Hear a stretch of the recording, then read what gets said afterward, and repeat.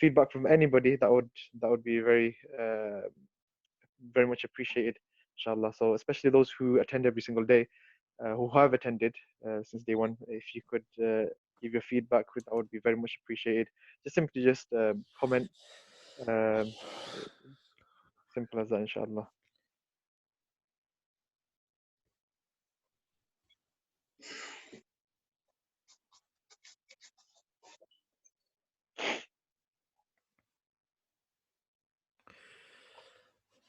Allah Akbar.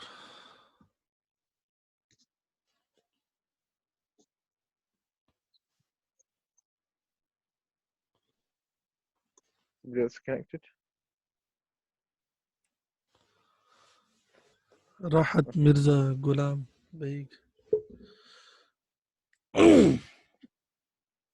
Inshallah. New face, well, new participant. Bismillah, I think we should start.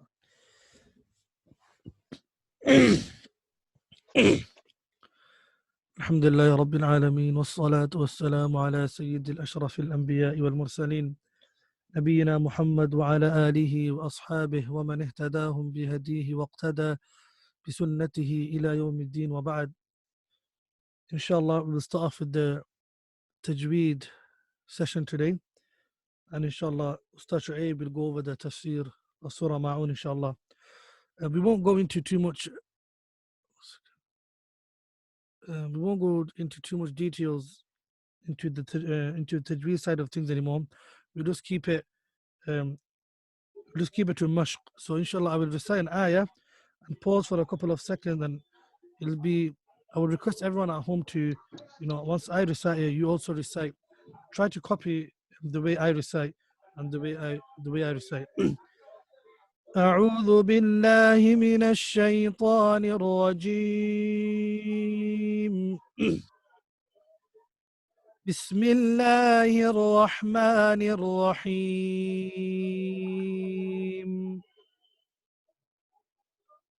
أرأيت الذي يكذب بالدين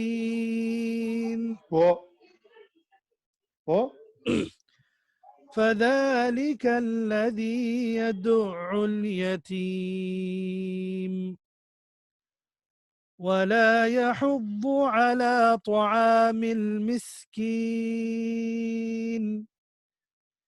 فويل للمصلين الذين هم عن صلاتهم ساهون الذين هم يراءون ويمنعون الماعون. بسم الله الرحمن الرحيم. أرأيت الذي يكذب بالدين فذلك الذي يدع اليتيم ولا يحض على طعام المسكين فويل للمصلين الذين هم عن صلاتهم ساهون الذين هم يراءون ويمنعون الماعون. One more time inshallah. بسم الله الرحمن الرحيم. أرأيت الذي يكذب بالدين فذلك الذي يدع اليتيم ولا يحض على طعام المسكين فويل للمصلين الذين هم عن صلاتهم ساهون الذين هم يراءون ويمنعون الماعون. صدق الله العظيم. If anyone has any question, just drop them in the chat, inshallah, and we'll go through the questions. Inshallah. Just a request from one of the participants, Hafiz Sadiq, if you can go through it again, verse by verse. Take a pause, basically. Okay. And just recite, quickly, if you can just recite, and if you can pause after each ayah, and if there's any the common mistakes, for example, okay, no that problem. people make, if you can go through that, inshallah. Jazakallah khair. بسم الله الرحمن الرحيم أرأيت الذي يكذب بالدين. In this verse, I would say the common mistake will be the ra. The second letter, the ra, is a full mouth ra. It's a full mouth ra because the ra has a fatha, a dhabar on top. So it has to be read with a full mouth and not an empty mouth. Ara. أرأيت الذي يكذب. Now this kaf here is a small kaf. Now there's a difference between a big kaf and a small kaf. So here it will be a small kaf. أرأيت الذي يكذب. أرأيت الذي يكذب بالدين فذلك الذي يدع اليتيم. يدع اليتيم. Now a lot of people they get a lot of mistakes here. Now here يدع اليتيم, the ayn has a tashdid on top. The ayn has a tashdid on top, so the ayn has to be recited twice. Firstly, it joins with the dal before, and secondly, it joins with the lam afterwards. Yadu'ul yatim. And this ayn comes from the middle of the throat. So we recite from the middle of the throat and we do not make it sound like a hamza. Not yadu'ul yatim, but from the middle of the throat. فَذَلِكَ الَّذِي يَدُعُّ الْيَتِيمِ. Then وَلَا يَحُضُّ عَلَى طَعَامِ الْمِسْكِينِ. Here, يَحُضُّ, the ha here also comes from the middle of the throat, and it's a big ha, and not a small ha. The small ha comes from the bottom of the throat. This one is a big ha. وَلَا يَحُضُّ عَلَى طَعَامِ الْمِسْكِينِ. فَوَيْلٌ لِلْمُصَلِّينَ. The sad here is a full mad sad, so فَوَيْلٌ لِلْمُصَلِّينَ. And one thing I would like to point out is the importance we have to take when it comes to stopping, etc. So sometimes in the Quran there are certain places where we shouldn't stop and we should continue reading. For example, here فَوَيْلٌ لِلْمُصَلِّينَ. Now if a person who understands Arabic and he doesn't know how to read the Quran, then he would just take the translation as curse be upon those that pray. Now we are ordered to pray, so why would Allah Azza wa Jalla say curse be upon those that pray? But if you look at the ayah afterwards, they say الَّذِينَ هُمْ عَنْ صَلَاتِهِمْ سَاهُونَ. Those that pray, sahun meaning mistakes, make mistakes in their prayer, or they don't concentrate, etc. So we need to join these two verses together. That's why when you heard me recite before, I joined the two verses together. So this is one common mistake that people do in this place. And also if you see after the ayah فَوَيْلٌ لِلْمُصَلِّينَ, there's a lam alif. And generally when we see a lam alif, we need to join the two ayat together.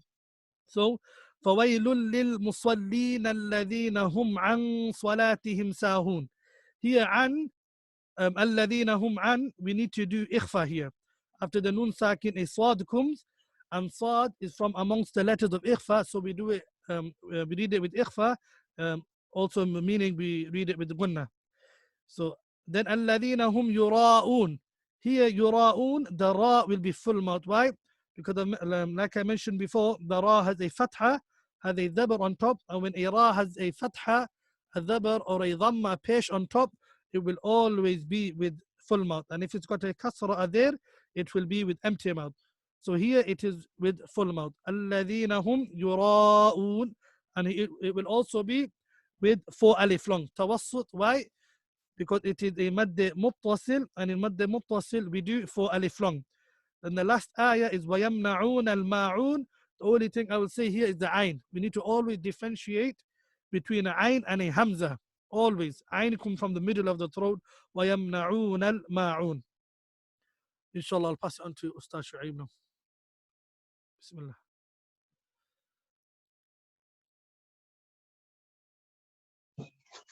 Alhamdulillah Rabbil Alameen wassalatu wassalamu ala Sayyidil Mursaleen Rabbi shrah li sadri wa yassir li amri wahlul 'uqdatan min lisani yafqahu qawli. Amma ba'd. Assalamu alaikum. As always, just let me know the timing.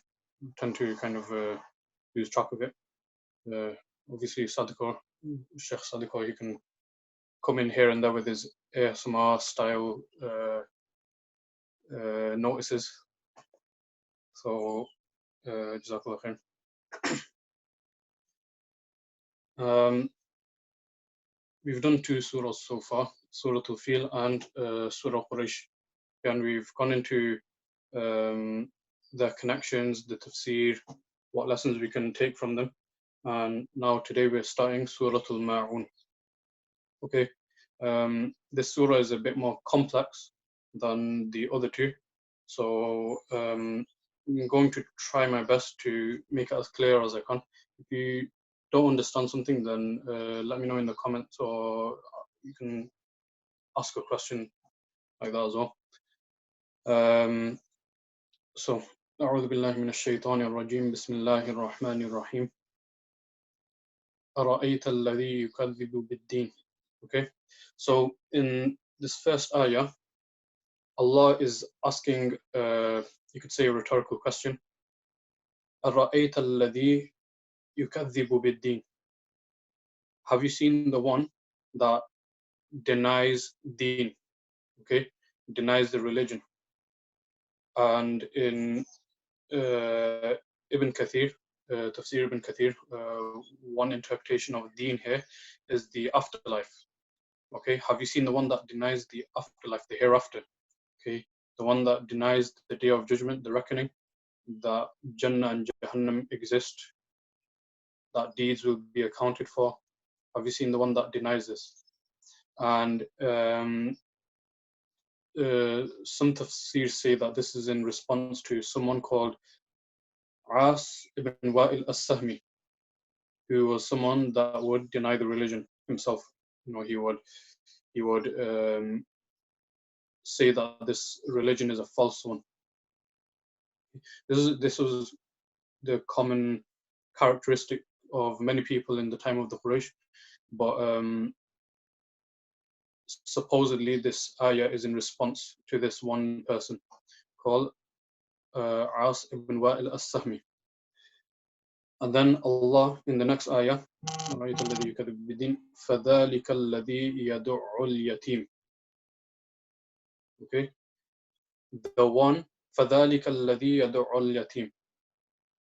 That is the one who, how should I say, he does not give the orphan his right of food. He does not feed them. He urges not to feed them. فَذَلِكَ الَّذِي يَدُعُّ الْيَتِيمِ. Okay, so here we're talking about someone that is very stingy. Not only in terms of how they give to the deen, but even how they give to people. They're very stingy. فَذَلِكَ الَّذِي يَدُعُّ الْيَتِيمِ وَلَا يَحُضُّ عَلَى طَعَامِ الْمِسْكِينِ. And he does not observe giving food to those who need it, the poor, the needy, the ill, anyone that is classed as a miskin, anyone that is in need. Okay, so you can see that Allah's setting a sort of stage here where He's talking about those that deny the religion or the afterlife. These are the type of characteristics that they have. Okay, and then suddenly, okay, after he says فَذَلِكَ الَّذِي يَدْعُ الْيَتِيمَ وَلَا يَحُضُّ عَلَى طَعَامِ الْمِسْكِينِ, he sort of transitions. He transitions and he says فَوَيْلٌ لِلْمُصَلِّينَ, and woe be to those who pray, to those who worship. فَوَيْلٌ لِلْمُصَلِّينَ. Okay, and this might come as sort of bewilderment to people that, why is Allah cursing the worshippers, right? Because that's pretty much all the Muslims. How is Allah cursing the worshippers? So Allah answers that implied question. الَّذِينَ هُمْ عَنْ صَلَاتِهِمْ سَاهُونَ. They are the ones that who in their prayers they are lazy, you could say, or they're not adherent of it, they're not attending to it. الَّذِينَ هُمْ يُرَاءُونَ. They are the ones that show off in their prayers. وَيَمْنَعُونَ الْمَاعُونَ. And they prohibit lending of, just the general things that they can give out to people and lend out to people for a certain amount of time and have it be brought back without any harm. For example, it could be anything like a pot, spoons, random utensils here and there. They don't give out. Okay, that was just like a quick translation of the verses, and now we're moving into the more deeper side of it. Okay, so Allah, he's showing, the character of someone that denies religion or denies the afterlife. He is someone that does not give to the poor. He does not give to the needy. He does not look after the orphan. Okay, and this is not only in reference to the kuffar. Okay, bear in mind, sometimes we read these verses and we think that when Allah is talking about the mushrikeen and the kuffar and disbelievers and everything, that it does not relate to us as people. And that is the biggest mistake that we make as Muslims. We make this sort of separation between us and them, that we have succeeded. Okay, that we have succeeded, and that these kuffar, they are the ones that Allah is talking about. That is the biggest mistake that we make as Muslims. Again, this Quran has come as a revelation to us, okay, to us as Muslims. Yeah, and if we are to become, as Aisha radiallahu anha said about the Prophet sallallahu alaihi wasallam, that he was a Quran that walked. Okay, he was Quran and Yamshi, Quran that walked. We have to know how that verse relates to us as people. And what happens is, we might think, okay, if Allah is saying that the one that denies the religion is this kind of person, he does A and B, how does it relate to us? And the thing is, kufr, shirk, nifaq, okay, just because we may accept the kalima, just because we may accept the Prophet ﷺ as the messenger of Allah, and we may accept the revelation, the angels, all the other prophets that came before him, the day of judgment, qadr, fate, be it good and bad, be it good or bad. Okay, it does not mean that kufr and shirk have been completely rid out of our hearts. Okay, this is, for example, in Islam we have shirk akbar and shirk asghar. Shirk akbar is the major shirk. Okay, it's the blatant one, where someone denies the religion publicly. Okay, and even in his heart he does not believe in it. He does not believe in the truth, in the reality of the message of the scripture. But then you have something called shirk asghar, which is more deeper within, and it's so deep within that sometimes it can even manifest itself into our own ibadah. Okay, and to put this into perspective, imagine you are praying salah. Okay, you're praying salah, and generally you don't really pray that much, or even if you pray sort of haphazardly, quickly, and then You're not moving into your forms right, and everything is a mess. But then when you're in the masjid and you're around people, and then subhanallah, that palm is straight, it's on Sirat al-Mustaqim, and when you move your hands down, it's like watching some anime with the leaves blowing around him, and it's such an awe-inspiring thing to look at. When you read Quran, you try to read in the best of voices, so people can listen to you. Okay, so this comes down to the intention. Why are you doing that? Why is your prayer different now compared to when you're by yourself? And this is how shirk asghar works. Like we said, it can manifest into your worship, where you think you're doing something good, but it's actually a deep-rooted hypocrisy, a deep-rooted sin hidden within your heart. Okay, so this verse applies to us, that even though we may not realize that we're denying the religion, but because of the way we are acting, our character shows that even if we don't deny the main aspect of religion, we are still denying the religion in a way where we're acting as though we are like those kuffar. Okay, because a Muslim is supposed to be someone that he has compassion for everyone. He has compassion for all of creation. He has that, it sort of oozes out this kind of love for everything and everyone, right?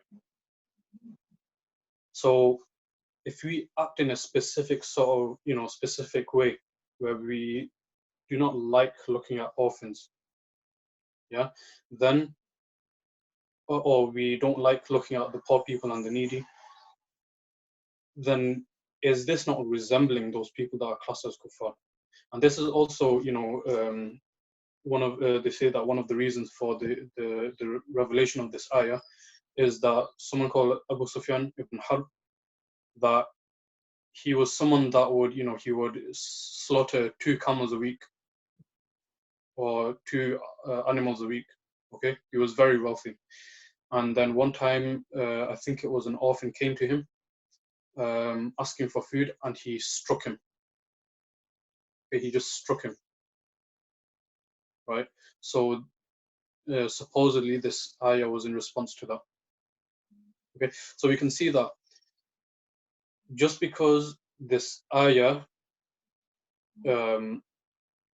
apparently is being revealed to those people, to the mushrikeen and the kuffar, the people that deny religion and deny the afterlife, it is applying to us as Muslims to tell us that if you have these characteristics within yourself, you need to know that you are denying some aspects of Islam yourself. Okay, you need to realize that. Okay, and as we said, sometimes these problems are so deep within, it's very difficult to find. And then Allah, which on the apparent, it seems like something called iltifat, okay, where Allah, he sort of switches around narratives and themes, where it seems like Allah is just cutting off one story and he's moving on to another one, or a different message, and it just seems like, so random. Okay, so Allah suddenly moves into fawailul lil musallin, but obviously, like we showed in the previous ayah, how it can relate if you're committing shirk asghar. So Allah says, fawailul lil musallin, woe be to the worshippers, to the people that pray, alladhina hum an salatihim sahun, the ones that are lazy or heedless in the prayers. And this is to talk about the hypocrites. Okay, they publicly show that they pray. Okay, but when they're by themselves, they don't pray. Right, and when they do pray, alladhina hum yura'un, that they show off as well. when they're praying. Okay, so people can see them and think, mashallah, this is a good Muslim. So what does this mean? Okay, what does this mean? See, you have to be very careful when it comes to your prayer. Your prayer, which is one of the fundamental pillars of your faith, so many things happen in this prayer. And if you are open to it enough, Allah can open up so many things to you. It's like Imam Ghazali himself said in the Ihya, that if your sajda is done right, Allah can open up the keys to the universe. You can see things that it doesn't come to any other person, but it has to be done right. Okay? Salah is so vital to our lives as Muslims. Okay? And generally, people that find a lot of stress in their lives and the people that are not very giving, they are the people that are also stingy in their salah. And I'm not saying this to, point fingers at anyone. This is to myself as well. Firstly, to myself. So we all have to feel some kind of regret, some form of shame when Allah revealed these ayahs, that we could possibly be from those people, those hypocrites. And again, hypocrisy is sometimes rooted so deep within that it looks, generally when we're out there and we think we're doing good, it might look like we're doing good, but our hearts are saying otherwise. It all comes down to intention and sincerity. Okay, so in our prayer, it's also said that you will be rewarded according to how much how much focus you give in your salah. So if in your salah, a third of the time you are focused on connecting to Allah, then you'll get a third of the reward. If you are focused on Him half of the time, then you will get half of the reward. 3/4 of the time, you get 3/4 of the reward, and so on. Okay, so it depends on how focused you are, and this is why we have the sunnahs, the nawafil. These are there to support your fard, because the Prophet ﷺ, he knew that we cannot concentrate in our salah the way he concentrated in his salah. Okay, and he was someone that would, pray privately. So many times he was constant in his prayer, even privately. But those public ones where he shows people that these are the prayers that he does constantly, and if he has to miss it, he misses it because of a certain reason, right? For example, his sunnahs. That is to tell us, look, your fard is not going to be perfect. You need to support it with other things, and that comes through your sunnahs, that comes through your nawafid. Okay, that comes through your tahajjud, right? This is all to build us up and to help us in the fard, okay, and also to strengthen that connection to Allah. Salah is a very complex thing. It's a very complex thing, okay? Not because of its fiqh, not because of we have to do this, we have to do takbir, and we have to recite Surah Fatiha and so on. But the main essence of salah is not only in that. The main essence of a salah is in what is our hearts doing at the time. Okay? Imagine someone that he can't move his body parts. Okay? So if he 5 cannot move minutes. his body parts, how much time? 5. 5 minutes left. 5. MashaAllah, there comes that ASMR style. 5 minutes. So where was I? Okay, so when it comes to focusing in salah, fiqh, there's an external side to it and there's an internal side to it. Okay, a physical and a spiritual dimension, right? And this is even to do in our tahara as well. At-tuhuru shatrul iman, that purity is half of faith. The Prophet sallallahu alaihi wasallam, he's not only talking about outer purity. Okay, he's not only talking about outer purity, he's also talking about inner purity as well. Okay? And people think only of the physical purity, wudu and ghusl. So many things, happen deep within that it doesn't matter how hygienic we are. Okay, it doesn't matter how hygienic we are. Even a kafir can be hygienic, but it doesn't mean that he's saved from the fire. And that comes down to the purity of your iman, purity of your heart. And mashallah, I saw a picture, I don't know how true this is, saw a picture of a heart that's been, when you clean it out of all the blood and anything that is not essentially the heart, it's actually white in color. It's not even red, it's white in color. SubhanAllah. Shuaib, But yeah, if we can just wrap it up there, well, you can carry on. We just want just to remind everybody, if they have any questions, then feel free to ask, inshallah, in the comments. yeah, sure. If it's regarding the tajweed or anything like that, or even about the tafsir, inshallah, feel free to ask. Inshallah, tomorrow, for the next 2 days, we will still cover Surah Ma'un. So inshallah, you can ask tomorrow as well, inshallah. So have Shuaib, if you want to just carry on. Just finish Yeah, that. I just had one ayah left, and that is where Allah says, وَيَمْنَعُونَ الْمَاعُونَ, that they're very stingy. They don't give out to other people. Okay. Again, like we said, it could be utensils or anything, and pretty much covered that verse anyway. So yeah, if anyone has any questions, feel free. Jazakumullah khair for your tafsir and for your insightful knowledge about the surah. Inshallah, tomorrow, same time, we'll be covering Surah Ma'un again. We're going through the tajweed again, hopefully. So we want to. The whole point of the sessions it's called the Quran booster session, so that we can just kind of